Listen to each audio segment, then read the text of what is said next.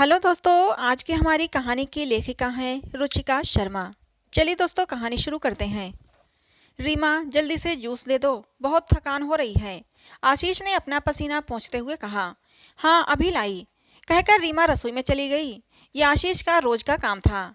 अगले दिन आशीष बोला, सुनो रीमा, मेरा कॉलेज का दोस्त मनीष अपने अपार्टमेंट में शिफ्ट हो गया है।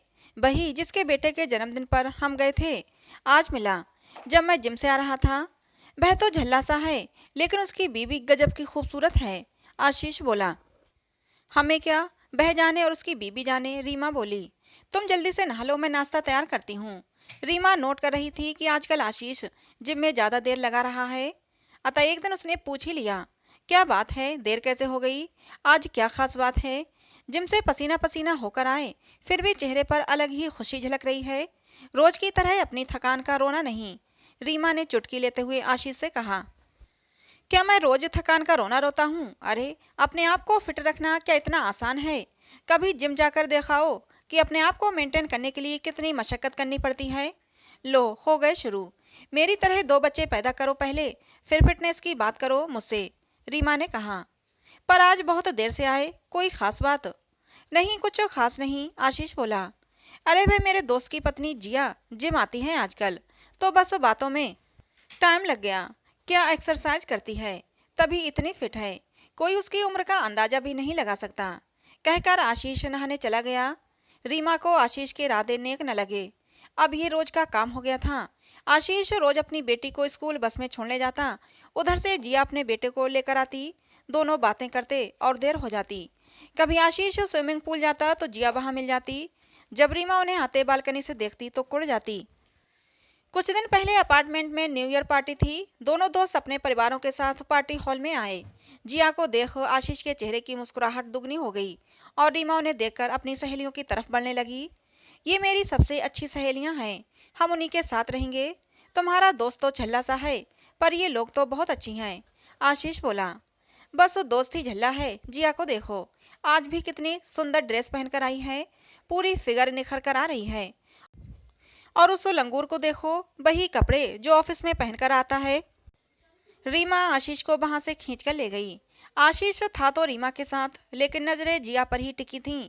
जिया भी आशीष की प्रेजेंट पर्सनालिटी से बहुत प्रभावित थी। सो जब आशीष उसे देखता तो मुस्कुरा देती। उसका अपना पति तो किसी चीज का शौकीन नहीं था। उसे तो पार्टी में भी खींच कर लाना पड़ता। ना तो वह कपड़े ढंग से पहनता, ना ही जूते, जबकि जिया हर वक्त तो मौसम के हिसाब से बनी ठनी रहती। तभी तो आशीष मनीष के लिए लंगूर के हाथ में अंगूर बोलता। एक दिन आशीष ने मनीष की फैमिली को डिनर पर बुलाया। रीमा कहने लगी, जब तुम्हें अपना दोस्त तो पसंद ही नहीं तो क्यों बुलाते हो उसे? आशीष बोला, अच्छा नहीं लगता, इतने दिन हुए यहाँ आए उन्हें, हमने एक बार भी अपने घर नहीं बुलाया। तो उन्होंने कौन सा बुलाया है? रीमा चिढ़कर बोली। संडे को जिया पूरे परिवार के साथ आशीष के घर थी।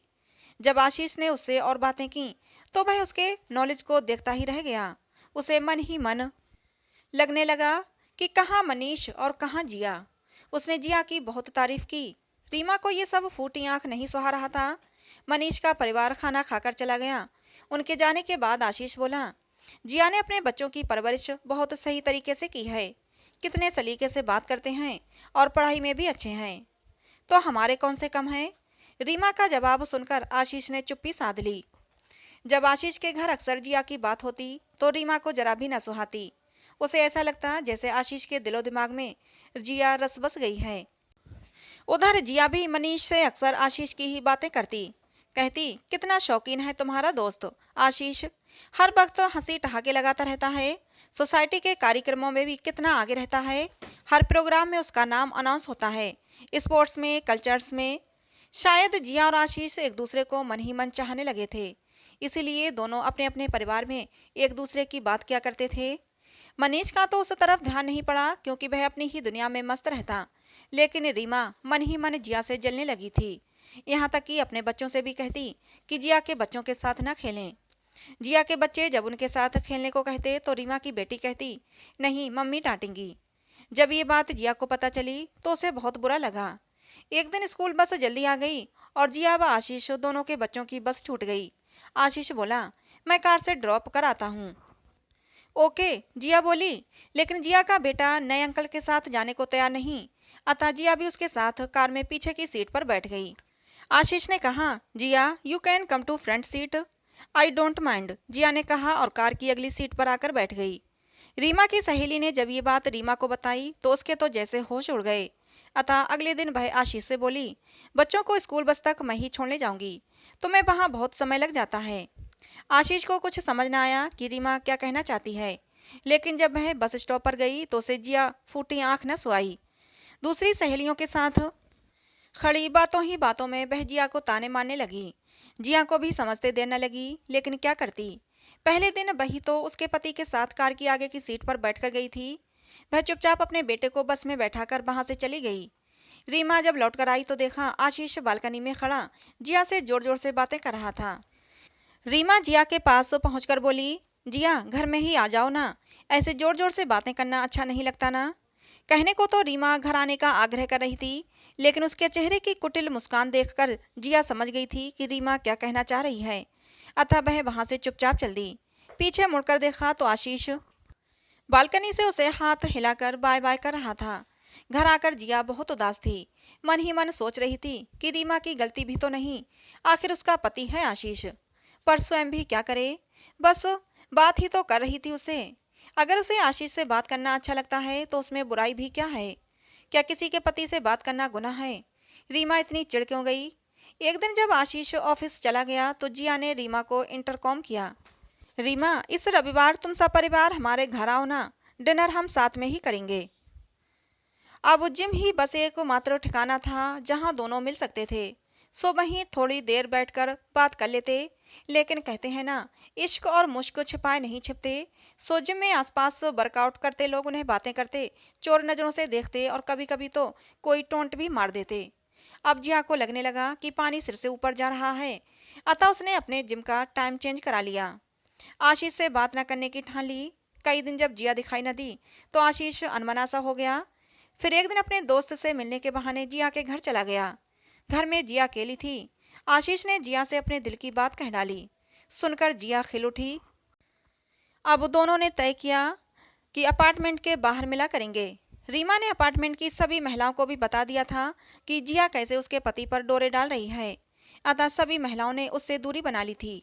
एक दिन आशीष ऑफिस से जल्दी निकल गया और फिर जिया को फोन कर पास ही के कैफे शॉप में बुला लिया। जिया भी झट से बंठन कर उसे मिलने चली आई। कहने को तो कॉफी शॉप खचाखच भरा था, लेकिन उन दोनों के लिए तो जैसे पूरा एकांत था। दोनों आंखों में आंखें डाले मुस्कुराकर बातें कर रहे थे कि तभी जिया की नजर रीमा की सहेली पर पड़ी। वह वहां अपने पति के साथ आई थी। दोनों को साथ देकर बोली, हेलो आप दोनों यहाँ, नो प्रॉब्लम, एंजॉय। एंजॉय पर उसने जोर डाला। जिया समझ गई कि टोंट मार गई है। आशीष और जिया भी शीघ्र ही अपने घर रवाना हो गए। अगले दिन बच्चों को स्कूल बस में छोड़ने बस स्टॉप पर जिया नहीं, मनीष को भेजा। वह जानती थी कि आज रीमा उसे छोड़ने वाली नहीं। मनीष जब घर आए तो कुछ उखड़े हुए दिखाई दिए। जिया ने पूछा, क्या हो गया। रीमा तुम्हारी शिकायत कर रही थी, सब लोगों के सामने मुझे बहुत बुरा भला कहा। जिया के तो मानो पैरों तले की जमीन खिसक गई हो। झट से नहाने का बहाना बनाकर बाथरूम में चली गई। क्या करती बेचारी, एक तरफ पति तो दूसरी तरफ प्यार। वहीं खड़े खड़े आंसू बहा आई। उस दिन मनीष दफ्तर नहीं गया, बोला हम घर बदल लेते हैं जिया। अगले ही महीने वे नए अपार्टमेंट में शिफ्ट हो गए। इतना ही नहीं, मनीष ने दूसरे शहर में ट्रांसफर के लिए दफ्तर में रिक्वेस्ट भी दे दी। शहर तो बदल गया, लेकिन जिया के मन में आशीष की याद सदा के लिए रह गई। कोशिश करती कि भूल जाए, किंतु भुलाए न भूलती, दिल के हाथों मजबूर थी। उसने तो सोचा भी न था कि कभी प्यार इतने दबे कदमों आएगा और उसके दिल पर सदा के लिए अपना राज कर देगा। बरस बीते, किंतु चंद लम्हे जो आशीष के साथ बिताए थे उसके मन को तरोताजा कर जाते। वह मुस्कुरा उठती और मन ही मन कहती, दिल पे ना जोर कोई। तो दोस्तों, इस कहानी को सुनकर आपको क्या लगता है कि गलती किसकी थी, आशीष की या फिर जिया की।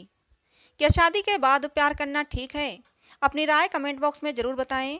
कहानी पसंद आई हो तो प्लीज़ लाइक करें। ऐसे ही और कहानियों के लिए हमारे चैनल को सब्सक्राइब करें। मिलते हैं दोस्तों अगली किसी नई कहानी।